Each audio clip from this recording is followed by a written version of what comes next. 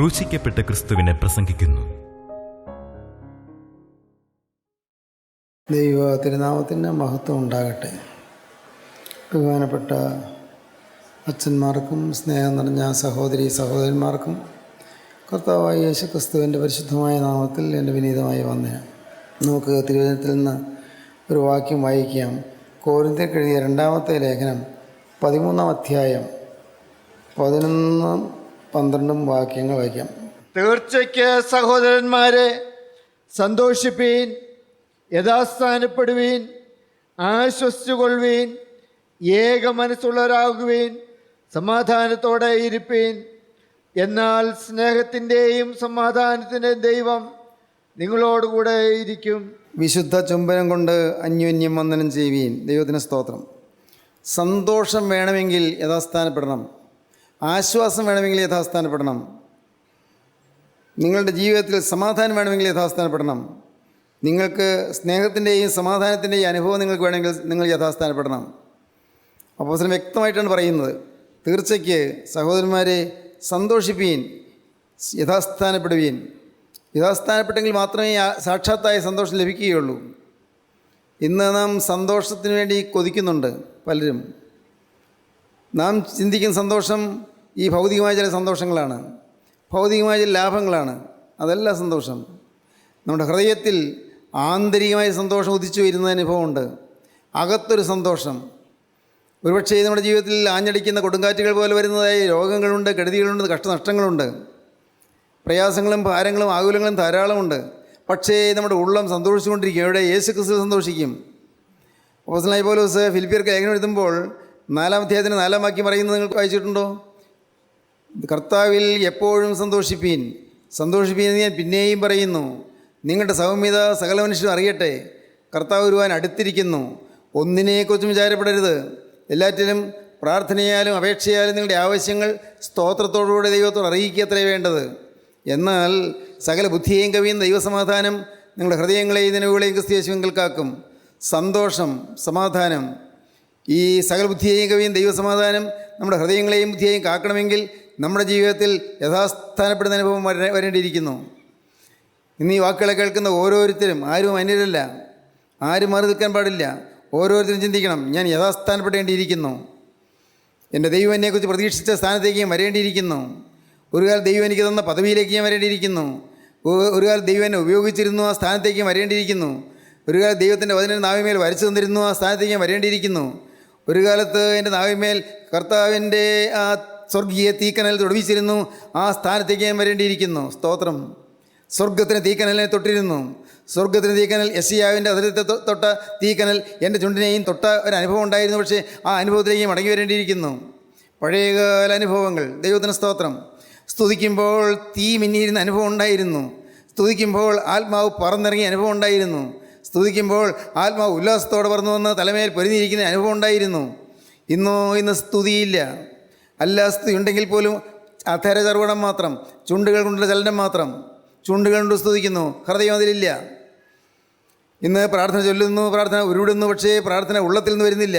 കാണാൻ പിടിച്ച പ്രാർത്ഥന പോലെ ചില വാക്കുകളും അത് തന്നെ ഉരുവിട്ടുകൊണ്ടിരിക്കുന്നു. ഹൃദയത്തിൻ്റെ ആഴത്തിൽ നിന്ന് വരുന്നതായി പ്രാർത്ഥന ചെയ്യുന്നില്ല. പ്രിയപ്പെട്ടവരെ, ഇതല്ലേ യഥാർത്ഥമായ സ്ഥിതി? നിങ്ങൾക്ക് മനസ്സിലാകുന്നുണ്ടോ? ഇതല്ലേ നമ്മുടെ സ്ഥിതി? ദൈവത്തിന് സ്തോത്രം. കർത്താവിൽ എപ്പോഴും സന്തോഷിപ്പീൻ, സന്തോഷിപ്പീൻ ഞാൻ പിന്നെയും പറയുന്നു. ഫിലിപ്പിയ സഭയിൽ ഈ വാക്യം അപ്പോസ്തലൻ എഴുതുന്നതിന് തൊട്ട് മുൻപുള്ള പാരഗ്രാഫ് എന്താ പറയുന്നത് അറിയാമോ? 2 പേരെ പ്രത്യേകം പറഞ്ഞ് വിളിച്ചിട്ട് പറയുകയാണ്,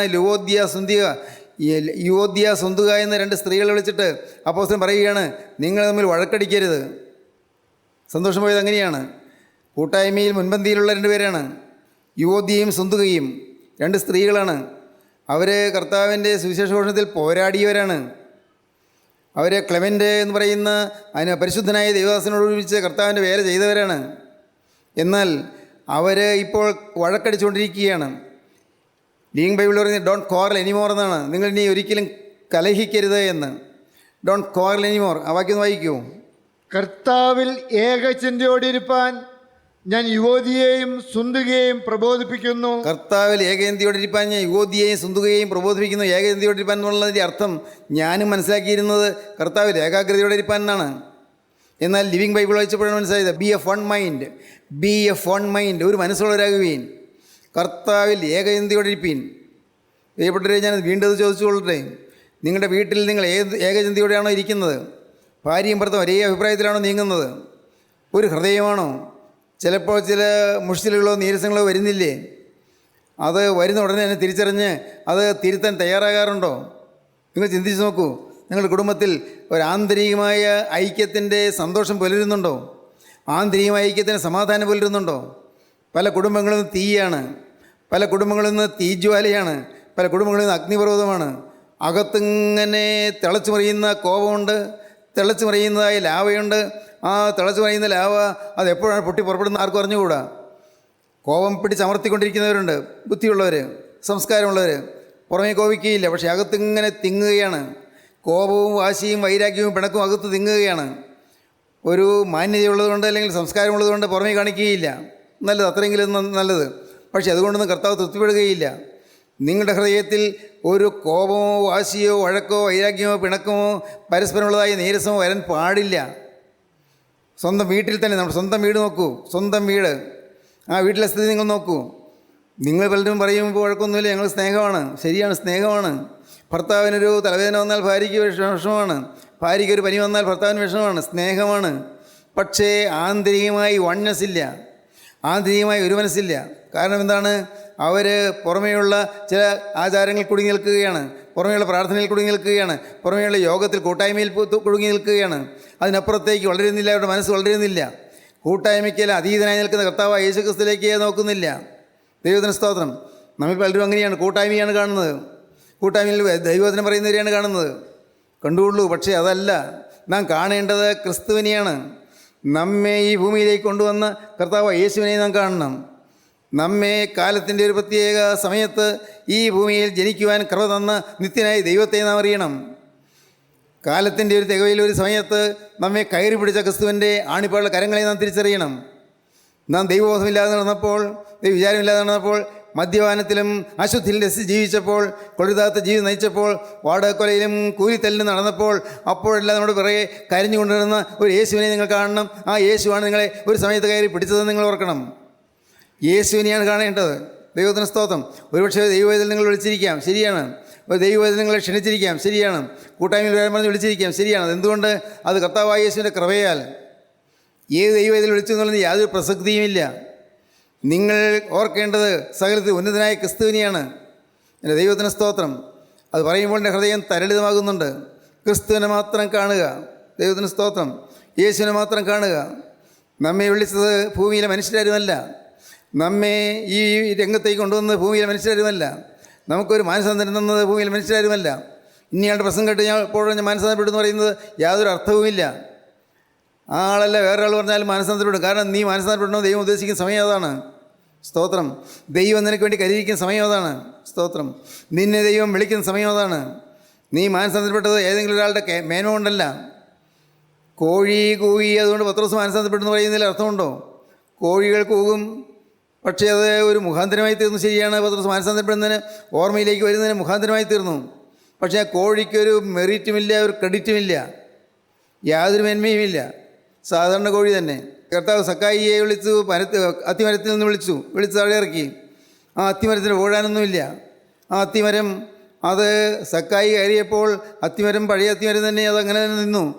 പക്ഷേ സക്കായി അതിൽ കയറിയപ്പോൾ ഭാഗ്യവശാൽ കർത്താവ് ആ വഴി വന്നു. കർത്താവ് സക്കായിയെ വേഗം ഇറങ്ങി വാ എന്ന് പറഞ്ഞ് വിളിച്ചു. അത്തിമരത്തിന് മേന്മയുമില്ല. പക്ഷേ ഒന്നുണ്ട്, ആ അത്തിമരം അവിടെ നിൽക്കുന്നത് ഒരു കൗതുകമാണ്. ശരിയാണ്.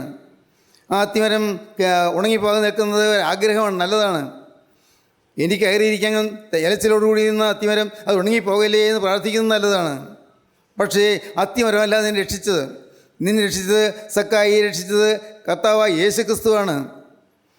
ആ യെരിഹോവിലേക്ക് യേശു വരുന്നതിന് എത്രയോ മുൻപ് കർത്താവായ യേശു ക്രിസ്തു ഈ സക്കായിയെ കണ്ടു കഴിഞ്ഞിരുന്നു. എത്രയോ മുൻപ് യെരിഹോവിലുള്ള ആ ബത്തിമായി എന്ന ഗുരുടനെയും കണ്ടു കഴിഞ്ഞിരുന്നു. അവർ രക്ഷിക്കാനാണ് കർത്താവ് വന്നത്. എന്നാൽ അപ്പോൾ സക്കായിക്ക് മാനസാന്തരപ്പെടാൻ അത്തിമരം ഉപകാരമായി തീർന്നു, മുഖാന്തരമായി തീർന്നു. അത്രത്തോളം കൊള്ളാം. പ്രിയപ്പെട്ടവരെ, അത്തിമരത്തെ പൂജിക്കാൻ പാടില്ല, അത്തിമരത്തിന് പൂമാരി അണിയിക്കാൻ പാടില്ല. ദൈവത്തിന് സ്തോത്രം. നിങ്ങൾക്ക് മനസ്സിലായോ? ദൈവമക്കളെ ചിലർ പൂജിക്കുന്നു, ദൈവമക്കളെ ദൈവത്തെ പോലെ കാണുന്നു, ദൈവമക്കളെ ആരാധനാ വിഗ്രഹങ്ങളായി കാണുന്നു. തെറ്റ്. ഒരവസരത്തിൽ ഞാൻ പറഞ്ഞത് നിങ്ങൾ ഓർമ്മയുണ്ടോ? ഇന്ന് കുട്ടി വിഗ്രഹങ്ങൾ ഏറി വരുന്നതെന്ന്. കുട്ടി ദൈവങ്ങളുടെ പിറകെ പോകേണ്ടവരല്ല നാം ഒരേ ഒരു ദൈവം, കർത്താവായ യേശു ക്രിസ്തു, ക്രൂശിൽ മരിച്ച ക്രിസ്തുവിൻ്റെ പിറകെയാണ് നാം പോകേണ്ടത്. യേശു ക്രിസ്തുവിനെയാണ് നാം ആശ്രയിക്കേണ്ടത്. യേശു ക്രിസ്തുവിലാണ് നാം ആശ്രയിച്ച് നാം ചാരേണ്ടത്. ക്രിസ്തുവിനെയാണ് നമ്മൾ വിളിച്ചപേക്ഷിക്കേണ്ടത്. ദൈവത്തിന് സ്തോത്രം. മഹൽ സ്നേഹം പരലോക പിതാവോതൻ മകനെ മരിപ്പതിനായി കുരിശിൽ കൈവെടിഞ്ഞോ. മരണത്താൽ മാറാത്ത മഹൽ സ്നേഹപ്രഭയാൽ പിരിയാബന്ധമാണീതു യുഗകാലം വരെയും. മരണത്താൽ മാറാത്ത മഹൽ സ്നേഹപ്രഭയാൽ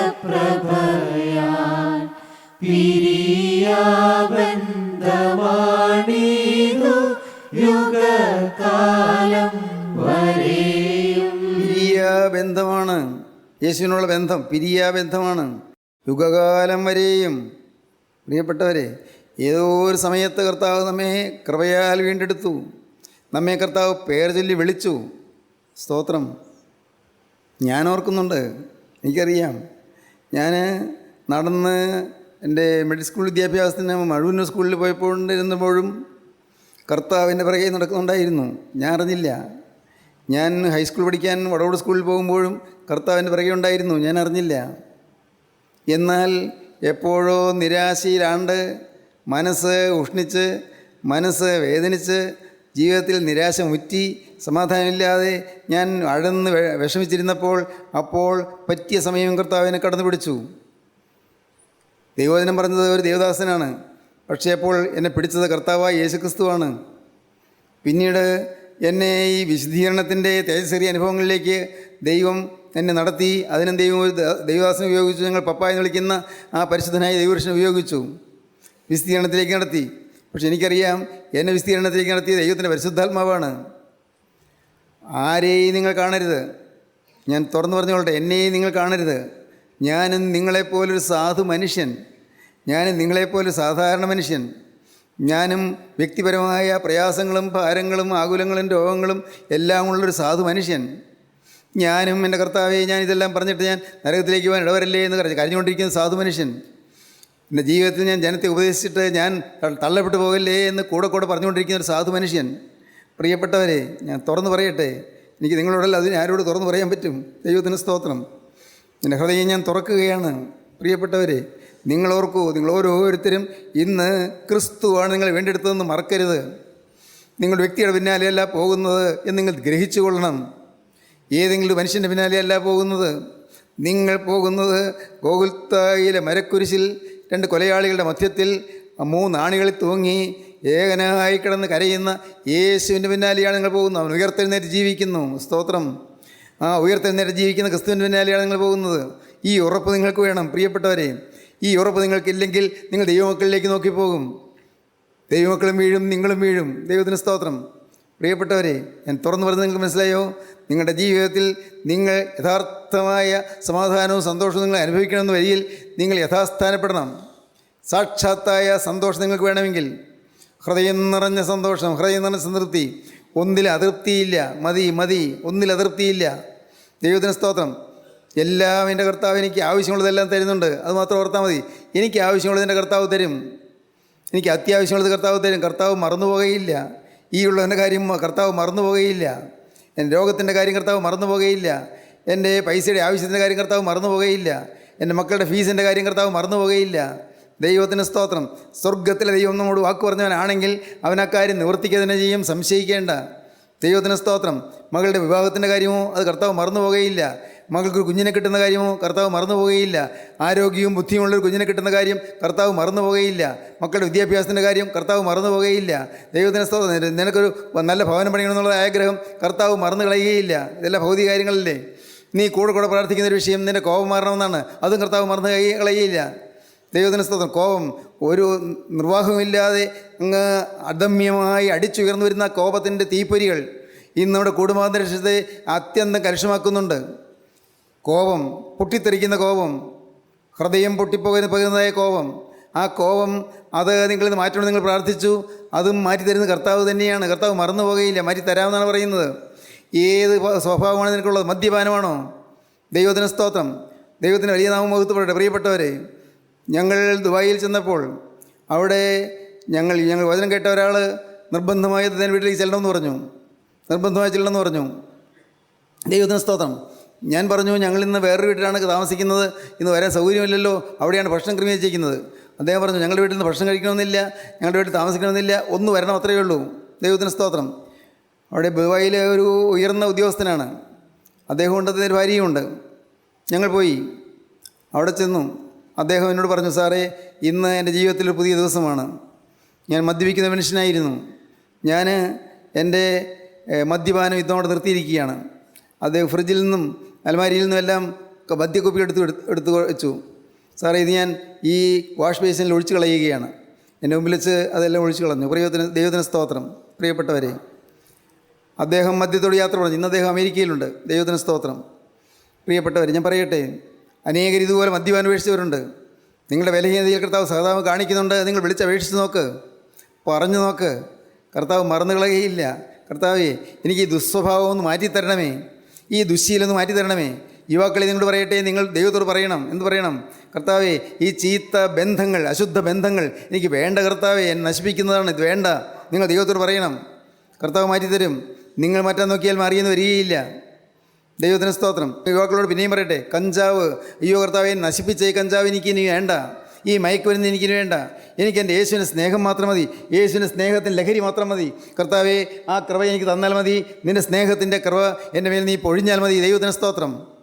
ദൈവത്തിന് വലിയ നാമം മഹത്വപ്പെട്ടു. പ്രിയപ്പെട്ടവരെ, നിങ്ങളുടെ ജീവിതത്തിൽ നിന്ന് നിങ്ങൾ വ്യക്തമായിട്ടൊരു കാര്യം നിങ്ങളോട് ദൈവത്തോട് പറയണം. എൻ്റെ ഇന്ന സ്വഭാവം മാറ്റി തരണം. വാശി പിടിക്കുന്ന സ്വഭാവം, കലഹിക്കുന്ന സ്വഭാവം, ചണ്ടയിടുന്ന സ്വഭാവം, ദുസ്തർക്കം പറയുന്ന സ്വഭാവം, എപ്പോഴും സമൂഹത്തിൻ്റെ ചിന്താഗതികൾക്ക് എതിരായി നിൽക്കുന്ന സ്വഭാവം എല്ലാം മാറ്റിത്തരണം. നിങ്ങൾ പറയണം, ദൈവത്തോട് പറയണം. അപ്പോൾ കാണാം, കർത്താവ് എല്ലാം ഓർമ്മ വെച്ചുകൊണ്ട് അതെല്ലാം തക്ക സമയത്ത് നിങ്ങൾക്ക് നിവർത്തിച്ചു തരും. യഥാസ്ഥാനപ്പെടുവീൻ, യഥാസ്ഥാനപ്പെടുവീൻ. ദൈവത്തിന് സ്തോത്രം. യഥാസ്ഥാനപ്പെടുവീൻ. സഹോദരങ്ങളെ, സന്തോഷം വേണമോ? യഥാസ്ഥാനപ്പെടണം. സമാധാനം വേണമോ? യഥാസ്ഥാനപ്പെടണം. ആ വാക്യം ഒന്നുകൂടെ വായിക്കാം.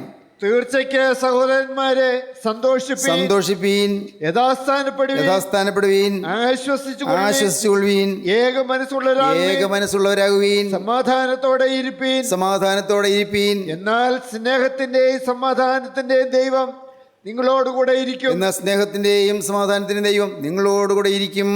വിശുദ്ധ ചുംബനം കൊണ്ട് അന്യോന്യം വന്ദനം ചെയ്യുവീൻ. നിങ്ങൾ അന്യോന്യം സ്നേഹമുള്ളവരായിരിക്കണം. വിശുദ്ധ ചുംബനങ്ങൾ, അന്യോന്യ സ്നേഹം. പുറമേയുള്ള ചുംബനത്തിൻ്റെ കാര്യമായിരിക്കില്ല പറഞ്ഞത്. സ്നേഹ ചുംബനങ്ങൾ, സ്നേഹം, പരസ്പരം സ്നേഹമാണ് കൈമാറേണ്ടത്.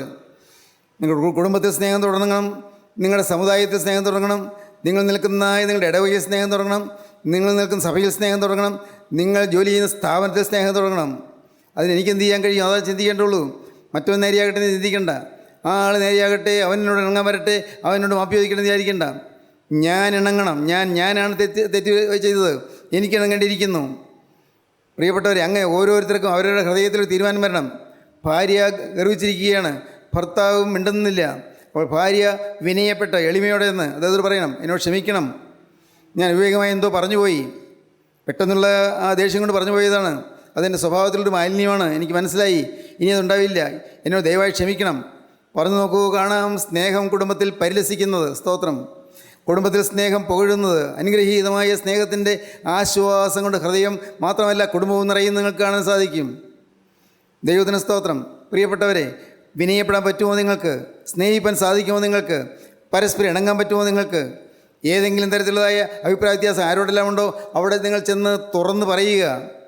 അഭിപ്രായ വ്യത്യാസമുള്ള കാര്യം തുറന്ന് പറയുക. പക്ഷേ ആ മറ്റേ ആൾക്ക് തിരുത്താൻ കാണുമായിരിക്കും. ഇല്ലെങ്കിലും ഉണ്ടെങ്കിലും നിങ്ങൾക്ക് വന്ന നീരസം നിങ്ങൾ തുറന്നു പറയുക, നിങ്ങൾക്ക് വന്ന പരിഭവം നിങ്ങൾ തുറന്നു പറയുക, നിങ്ങൾക്ക് വന്ന ഇഷ്ടക്കേട് നിങ്ങൾ തുറന്നു പറയുക. മടിക്കേണ്ട, ലജ്ജിക്കേണ്ട, അങ്ങനെ നിങ്ങൾ ഇണക്കമുള്ളവരാകുകയും. ദൈവത്തിന് സ്തോത്രം. ദൈവത്തിന് വലിയ നാമം മഹത്വപ്പെടട്ടെ. നിങ്ങൾക്ക് ഓരോരുത്തർക്കും അനുഭവം പറയാൻ കാണും, പലർക്കും അനുഭവം പറയാൻ കാണും. ഇണങ്ങിയവർ, അമ്മായിയമ്മയും മരുമോളും തമ്മിൽ ഭിന്നതയുണ്ടായിരുന്നവർ, ഒരു ഐക്യമില്ലാത്ത കുടുംബങ്ങൾ, സ്നേഹമില്ലാത്ത കുടുംബങ്ങൾ. ഇന്നലെ ഒരു ഭർത്താവും ഭാര്യയും എൻ്റെ അടുക്കൽ വന്നു. അതിൽ ഭർത്താവ് പറഞ്ഞു, എൻ്റെ അമ്മ വിധവയാണ്, അമ്മയ്ക്ക് എല്ലാവരെയും സ്നേഹമാണ്, പക്ഷേ എങ്കിലും എന്നോടാണ് അമ്മ പല കാര്യങ്ങളും പറയുന്നത്, എൻ്റെ ഭാര്യയോട് പറയില്ല. എന്തെങ്കിലും ആവശ്യമുണ്ടെങ്കിൽ എന്നോട് പറയും. അത് മാറി അമ്മ എൻ്റെ ഭാര്യയോട് പറയുന്ന സ്ഥിതി വരണമെന്ന് എനിക്ക് ആഗ്രഹമുണ്ട്, പക്ഷേ അമ്മയ്ക്ക് സാധിക്കുന്നില്ല. എനിക്കൊരു പെങ്ങളുണ്ട്, പെങ്ങളെ സ്നേഹിക്കുന്നത് പോലെ അതുപോലെ എൻ്റെ ഭാര്യയെ സ്നേഹിക്കാൻ അമ്മയ്ക്ക് സാധിക്കുന്നില്ല. വഴക്കൊന്നുമില്ല, ഒരു വഴക്കുമില്ല. അതുകൊണ്ട് എന്ത് പറ്റിയെന്ന് പറഞ്ഞാൽ ഇപ്പോൾ എൻ്റെ ഭാര്യ അമ്മയോട് നേരിട്ടൊന്നും മിണ്ടുകയില്ല. വീട്ടിലൊരു പുകമൂടിയ അന്തരീക്ഷമാണ്. ഭാര്യ അമ്മയോടൊന്നും മിണ്ടുന്നില്ല. മിണ്ടും, ആവശ്യങ്ങൾ പറയും, പറയില്ലെന്നല്ല, പക്ഷേ പൂർണ്ണക്കത്തോടെ ഒന്നും പറയുകയില്ല, തുറന്നു കാര്യങ്ങൾ പറയുകയില്ല. കുടുംബത്തിലാകെ ഒരു മൂടിയ അന്തരീക്ഷമാണ്. ദൈവത്തിന് സ്തോത്രം. വളരെ ഉയർന്ന ഒരു ഉദ്യോഗത്തിലിരിക്കുന്ന ഒരു മനുഷ്യനാണ്. ഭാര്യയും ഒരു അധ്യാപികയാണ്, ഉയർന്ന സ്ഥാനത്തിരിക്കുന്ന ഒരാൾ.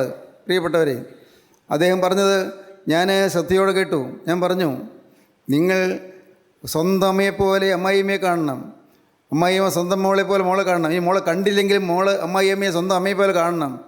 അങ്ങോട്ട് സ്നേഹിക്കാൻ പറഞ്ഞു, സ്നേഹം വ്യാപാരം ചെയ്യാൻ പറഞ്ഞു. ഞാൻ സ്നേഹം വ്യാപാരം ചെയ്യുക. സ്നേഹം വ്യാപാരം ചെയ്താൽ സ്നേഹം ലാഭം കിട്ടും. സ്നേഹം വ്യാപാരം ചെയ്യുക. കുടുംബത്തിൽ സ്നേഹം ഉണ്ടാകട്ടെ, കുടുംബത്തിൽ ഐക്യം ഉണ്ടാകട്ടെ, സ്നേഹത്തിൻ്റെ ഐക്യം. അങ്ങനെ കുടുംബം പുലരട്ടെ എന്ന് ഞാൻ പറഞ്ഞു. ദൈവത്തിന് സ്തോത്രം. പ്രിയപ്പെട്ടവരെ, എനിക്ക് വളരെ ഇഷ്ടമുള്ളൊരു കുടുംബമാണ്, വളരെ സ്നേഹമുള്ളൊരു കുടുംബമാണ്. പക്ഷേ ഇത്രയും ഞാൻ മനസ്സിലാക്കിയിരുന്നില്ല. അവരൊന്ന് പറഞ്ഞപ്പോഴാണ് കാര്യത്തിൻ്റെ ഗൗരവം എനിക്ക് മനസ്സിലായത്. ഇന്ന് നിങ്ങൾ അനേകം പേരുടെ കുടുംബങ്ങൾ ഇന്ന് ഒരു ഊഷരമായ മരുപ്പറമ്പാണ്. എന്ന് പറഞ്ഞാൽ എന്താണ്? ഉണങ്ങി വരേണ്ട മരുഭൂമിയാണ്. പലരുടെയും ഹൃദയങ്ങളിൽ നിന്ന് ഉണങ്ങി വരേണ്ട മരുഭൂമിയാണ്. വരണ്ടിരിക്കുന്നു. ഒരു കാരുണ്യമില്ല, ഒരു അലിവില്ല, ഒരു ആർദ്രതയില്ല, മുഖപക്ഷമുണ്ട്, പക്ഷഭേദമുണ്ട്. പ്രിയപ്പെട്ടവരെ, പലതും കുഴപ്പങ്ങൾ. എന്നാൽ ഇതെല്ലാം മാറി യഥാസ്ഥാനപ്പെടുത്താൻ നിങ്ങൾക്ക് സാധിക്കും. സഹോദരങ്ങളെ, നിങ്ങൾ യഥാസ്ഥാനപ്പെടുത്താനാണ് കർത്താവായ യേശു ക്രൂശിൽ മരിച്ചത്. ക്രിസ്തുവിൻ്റെ ക്രൂശിലേക്ക് നോക്കിയാൽ മാത്രം മതി, നിങ്ങൾക്ക് ഈ സ്നേഹം കിട്ടും. ക്രിസ്തുവിൻ്റെ ക്രൂശിൽ ചൊരിഞ്ഞ രക്തത്തിലേക്ക് നോക്കിയാൽ മതി, നിങ്ങൾക്ക് ഈ അനുഭവം കിട്ടും. ദൈവത്തിന് സ്തോത്രം. മറ്റെല്ലാം നിങ്ങൾ മറക്കുക. നിങ്ങൾ ക്രിസ്തുവിനെ നോക്കുക, ക്രിസ്തുവിൻ്റെ സ്നേഹത്തിലേക്ക് നോക്കുക, ആ ഹൃദയം പൊട്ടിയൊഴുകുന്ന തിരക്തത്തിലേക്ക് നോക്കുക. നിങ്ങൾ നോക്കുക പ്രിയപ്പെട്ടവരെ, ഹൃദയത്തിൽ നോക്കുക. നിങ്ങൾ കാണും യേശുവിൻ്റെ തിരുവിലാവ് തുറന്നും തിരുരക്തം വാർന്നൊഴുകുന്നത്. നിങ്ങൾ ആ തിരുവിലാവിലേക്ക് നോക്കിക്കൊണ്ട് നിൽക്കുമ്പോൾ ആ തിരുവിലാവിൽ നിന്നൊഴുകുന്ന തിരുരക്തം ഒരു തുള്ളി നിങ്ങളുടെ നെറ്റിയിലൊന്ന് പതിയട്ടെ. അപ്പോൾ നിങ്ങൾ ശുദ്ധരായിത്തീരും. യേശു ക്രിസ്തുവിൻ്റെ രക്തം സകല പാപം പോക്കി നമ്മൾ ശുദ്ധീകരിക്കുന്നു. വന്ന തെറ്റുകളെല്ലാം പോക്കുന്നു, തെറ്റുകളെല്ലാം ക്ഷമിക്കുന്നു, വന്നുപോയ പാതകങ്ങളെല്ലാം മാറ്റുന്നു. ഏതെല്ലാം വൃത്തികേടുകളുണ്ടെങ്കിലും എല്ലാം ക്ഷമിച്ചു തരുന്നു. ഒന്നും കർത്താവിനെ ഓർക്കുകയുമില്ല. ബോർഡിൽ അധ്യാപകൻ ചിലതെല്ലാം എഴുതി വെച്ചു, നിറയെ ബോർഡുകൾ മുഴുവൻ എഴുതി വെച്ചു. എന്നാൽ അടുത്ത അധ്യാപകൻ വന്നപ്പോൾ അതെല്ലാം വായിച്ചു കളഞ്ഞു. പിന്നെ അദ്ദേഹത്തിന് എഴുതാനുള്ളത് എഴുതി. പ്രിയപ്പെട്ടവരെ, ഇതുവരെ നിങ്ങളുടെ ജീവിതമാകുന്ന ബോർഡിൽ എഴുതിയതെല്ലാം കർത്താവ് മായ്ച്ചു തരാൻ ആഗ്രഹിക്കുന്നു. എല്ലാം മായ്ച്ചു തരാൻ. എന്തെല്ലാമോ ഒക്കെ എഴുതി വച്ചിരുന്നു. കൊള്ളരുതായ്മകൾ, അശുദ്ധികൾ, ചീത്ത ബന്ധങ്ങൾ, അരുതാത്ത മാർഗങ്ങൾ, അഴുക്കേറിയ ജീവിതങ്ങൾ, ചില ദുശ്ശീലങ്ങൾ, ചില വെറിക്കൂത്തുകൾ. പ്രിയപ്പെട്ടവർ, ഇതെല്ലാം എഴുതി വച്ചിരുന്നു. എല്ലാം ഉണ്ടായിരുന്നു നിങ്ങളുടെ ജീവിതത്തിൽ. ഹൃദയ പലകമേൽ ഇതെല്ലാം എഴുതി വച്ചിരുന്നു. എന്നാൽ കാരുണ്യവനായ കർത്താവ് ഇപ്പോൾ വന്ന് അതെല്ലാം തൻ്റെ രക്തത്താൽ മായ്ച്ചു കളയുകയാണ്. നിങ്ങൾ വിശ്വസിക്കാമോ? ഇതൊരു അനുഗ്രഹകരമായ അനുഭവമാണ്. കർത്താവ് വന്ന് നാളെ തുറന്നുപോയ സകല പാവങ്ങളും എല്ലാം ക്ഷമിച്ചു തരികയും മായ്ച്ചു തരികയും ചെയ്യുന്ന അത്ഭുത സംഭവം നിങ്ങളുടെ ജീവിതത്തിൽ സംഭവിക്കാൻ നിങ്ങൾക്ക് ആഗ്രഹമുണ്ടോ? എങ്കിൽ നിങ്ങൾ ഇപ്പോൾ നിങ്ങളുടെ തലകളെ ഒന്ന് താഴ്ത്തുകയും നമുക്ക് ഒരുമിച്ചൊന്ന് പ്രാർത്ഥിക്കാം. ദൈവത്തിന് സ്തോത്രം. കർത്താവേ, എനിക്ക് യഥാസ്ഥാനപ്പെടണം. നിങ്ങൾ പറയുക, കർത്താവേ, എനിക്ക് യഥാസ്ഥാനപ്പെടണം. എനിക്ക് പൂർവീയ സ്ഥാനത്തേക്ക് മടങ്ങി വരണം. നീ എനിക്ക് വേണ്ടി കരുതിയിരിക്കുന്ന സ്ഥാനത്തേക്ക് എനിക്ക് മടങ്ങി വരണം. നീ എനിക്ക് നിന്നെ വിശുദ്ധ സ്ഥാനത്തേക്ക് എനിക്ക് മടങ്ങി വരണം. നീ എനിക്ക് വേണ്ടി കരുതിയ സ്നേഹത്തിൻ്റെ സിംഹാസനത്തിലേക്ക് എനിക്ക് മടങ്ങി വരണം. യേശുവേ, നീ എനിക്ക് കരുതിയിരിക്കുന്ന പുൽക്കൂടിലേക്ക് എനിക്ക് മടങ്ങി വരണം. എൻ്റെ യേശുവേ, നീ എനിക്ക് വേണ്ടി കരുതിയിരിക്കുന്ന ആ കഴുതയുടെ അനുഭവത്തിലേക്ക് എനിക്ക് മടങ്ങി വരണം. യേശുവേ, നീ എനിക്ക് വേണ്ടി കരുതിയ അനുഗ്രഹകരമായ സ്ഥാനത്തേക്ക് എനിക്ക് മടങ്ങി വരണം. യഥാസ്ഥാനപ്പെടുത്തുവാൻ ഇപ്പോൾ കർത്താവേ തർക്കരം നീട്ടണമേ. പരിശുദ്ധാത്മാവേ, എന്നോട് മനസ്സിലെയ്യണമേ. എൻ്റെ മേൽ തർക്കരം വയ്ക്കണമേ. പ്രാർത്ഥിക്കൂ പ്രിയപ്പെട്ടവരെ. ഹൃദയം തുറക്കുകയും നിങ്ങൾ ദൈവത്തോട് പറയുകയും, കർത്താവേ, ഒരു ഐശ്വര്യകരമായ ഒരു കുടുംബജീവിതത്തിന് സൗഭാഗ്യം എനിക്ക് തരണമേ. അനുഗ്രഹീതമായൊരു കുടുംബജീവിതം, ഐശ്വര്യവും സമാധാനവും സമൃദ്ധിയും സന്തോഷമുള്ളൊരു കുടുംബജീവിതം, ഐക്യമുള്ളൊരു കുടുംബജീവിതം എനിക്ക് തരണമേ. നാഥ, ഞാൻ മുഖാന്തരം ഈ ലോകത്ത് അനേകം രക്ഷപ്പെടുവാനിടയാകണമേ. എന്നിൽ നിന്നുകൊണ്ട് നീ അത്ഭുതങ്ങൾ പ്രവർത്തിക്കണമേ. കർത്താവേ, എന്നിലേക്ക് നീ ഇറങ്ങി വരണമേ. എൻ്റെ ഹൃദയത്തിൽ നീ വസിക്കണമേ. എൻ്റെ ഹൃദയത്തിൽ ഇതുവരെയും ഇന്ന് സാത്താനെ ഞാൻ ഉപേക്ഷിക്കുന്നു, മിശിഹായെ ഞാൻ സ്വീകരിക്കുന്നു. സാത്താനെ ഉപേക്ഷിക്കുന്നു, മിശിഹായെ ഞാൻ സ്വീകരിക്കുന്നു. സാത്താനെ ഞാൻ ഉപേക്ഷിക്കുന്നു, മിശിഹായെ ഞാൻ സ്വീകരിക്കുന്നു. പറയുവീൻ, നിങ്ങൾ ഹൃദയത്തിൽ പറയുവീൻ, ദൈവത്തോട് പറയുവീൻ. ദൈവം നിങ്ങൾ പ്രാർത്ഥന കേൾക്കട്ടെ. ദൈവം നിങ്ങൾ പ്രാർത്ഥന അനുഗ്രഹമായി തീർക്കട്ടെ. അനുഗ്രഹമായ അനുഭവങ്ങൾ, ആത്മീയ അനുഭവങ്ങൾ ഭാവിയിൽ നിങ്ങളുടെ മേൽ പകരട്ടെ. ഇപ്പോൾ നിങ്ങൾ തന്നെ സമർപ്പിക്കുവീൻ. യേശുവേ, അനുഗ്രഹിക്കണമേ. യേശുവേ, യഥാസ്ഥാനപ്പെടുത്തണമേ. യേശുവേ, എൻ്റെ തെറ്റുകൾ പൊറുക്കണമേ. യേശുവേ, എൻ്റെ പാവങ്ങളെ പരിഹരിക്കണമേ. യേശുവേ, എൻ്റെ സ്വഭാവം മാറ്റണമേ. യേശുവിൻ്റെ സ്വഭാവം എനിക്ക് തരണമേ. യേശുവേ, എൻ്റെ രാജ്യത്തിന് അവകാശിയാക്കി തീർക്കണമേ. യേശുവേ, സ്വർഗീയ പൗരത്വം എനിക്ക് നൽകുവാൻ എൻ്റെ പേര് ജീവൻ്റെ പുസ്തകത്തിൽ എഴുതി ചേർക്കണമേ. നാഥ, എന്നെ നിൻ്റെ മകളും അവകാശിയാക്കി തീർക്കണമേ. യേശുവേ, ഇന്നു മുതൽ ഞാൻ നിൻ്റെ വക നമുക്ക് സമർപ്പിക്കാം, നമുക്ക് പ്രാർത്ഥിക്കാം. ഹല്ലേലൂയ. ഇന്നു മുതൽ യഥാസ്ഥാനപ്പെട്ട അനുഭവത്തിൽ ജീവിക്കുമെന്ന് ഉറപ്പുള്ളൊരു മാത്രം കാര്യങ്ങൾ ഉയർത്തുകയും ദൈവത്തിന് സ്തോത്രം. ഹല്ലേലൂയ. ജീവനുള്ള ഞങ്ങളുടെ വാഴ്ത്തപ്പെട്ട കർത്താവേ, അവിടുന്ന് ഞങ്ങളുടെ മധ്യത്തിൽ തന്നെ ഉള്ളതിനായി നന്ദിയോടെ സ്തോത്രം. കർത്താവേ, അവിടുത്തെ ആണിപ്പാടുള്ള കരം ഞങ്ങളുടെ തലമേൽ വെച്ചതിനായി നന്ദിയോടെ സ്തോത്രം. നാഥ, ഇന്ന് വ്യക്തമായ പ്രതിഷ്ഠയെടുത്തവരുടെ മേൽ തൃക്കരം വയ്ക്കണമേ. എല്ലാവരെയും വാഴ്ത്തി അനുഗ്രഹിക്കണമേ. സമാധാന ജീവിതം എല്ലാവർക്കും നൽകണമേ. രോഗികളെ സൗഖ്യമാക്കണമേ. മനോഭാവത്തിരിക്കുന്നവരുടെ ആകുലങ്ങൾ മാറ്റിക്കൊടുക്കണമേ. എല്ലാവരെയും സ്വർഗീയ നന്മകളാൽ നിറയ്ക്കണമേ. അവിടുത്തെ രണ്ടാമത്തെ വരവിന് വേണ്ടി ഞങ്ങളെല്ലാവരെയും ഒരുക്കണമേ. യേശു ക്രിസ്തുവിൻ്റെ പരിശുദ്ധമായ നാമത്തിൽ പ്രാർത്ഥിക്കുന്ന കൃപയോടെ കേൾക്കണം പിതാവേ. ആമീൻ. ഹല്ലേലൂയ.